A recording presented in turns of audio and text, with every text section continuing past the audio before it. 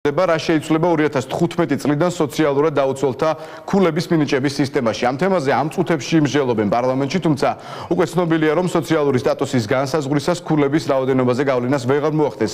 საყოფაცხოვრებო საგნები, როგორც ამაღლითად გასქურა ან მაცივარი, ასევე აღარ იქნება გათვალისწინებული სოციალური აგენტის სუბიექტური შეფასება. სოციალური დაცვის სისტემის გადახედვის ახალი წესი სოციალური მომსახურების სააგენტომ ჯანდაცვის კომიტეტზე უკვე წარადგინა. კიდევ რა ცვლილებებზეა საუბარი, ამას უკვე ვცლად ჩემი კოლეგა მირიან გორგოძე მოგოსპის ინფორმაციას პარლამენტიდან.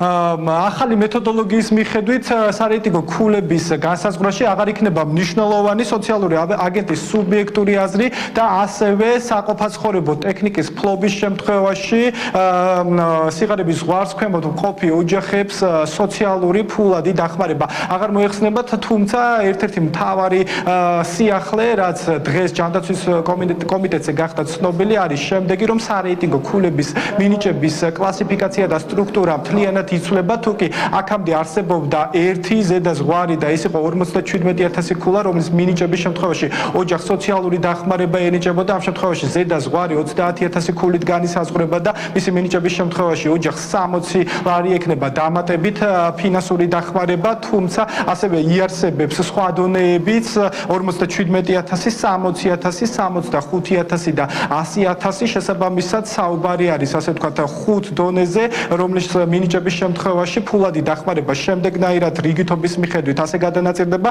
60 ლარი, 50 ლარი, 40 ლარი, 30 და 20 ლარი, თუმცა ასევე აღსანიშნავია, რომ ყველა შემთხვევაში თუ კი ოჯახში იქნება ბავშვი, დამატებით ისინი მიიღებენ 10 ლარ დახმარებას.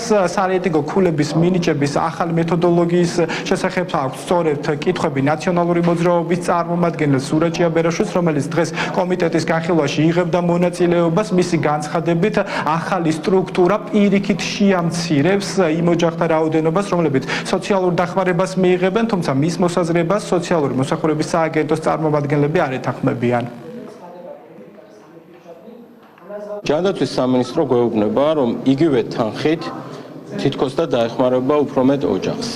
სინამდვილეში, რაც დღევანდელი მონაცემებიდან ძალიან კარგად ჩანს, სოციალური ბაზიდან ამოყრა ემუქრება ძირითადად ან მარტოხელა, ან ორწევრა პენსიონერ ოჯახებს, როდესაც სოლქმარი ცხოვრობს ერთად. ეს იმ პირობებში ხდება, როდესაც ისედაც პენსიის ვერ გაზრდის გამო და ეს გადაიწია ამან 9 თვით 2015 წლის სექტემბრამდე პენსიონერები აღმოჩნდნენ მომძლავრებული ინფლაციისა და პროდუქტების გაძვირების ფონზე საკმაოდ მძიმე მდგომარეობაში. მთავარი არის მოსახლეობის რაოდენობა ამ შემთხვევაში და არა ის, რომ ხელოვნურად დაყოფილი ოჯახების რაოდენობა მცირდება თუ იზრდება. მთავარი არის მოსახლეობის რაოდენობა, რომელიც იქნება ბენეფიტის მიღები.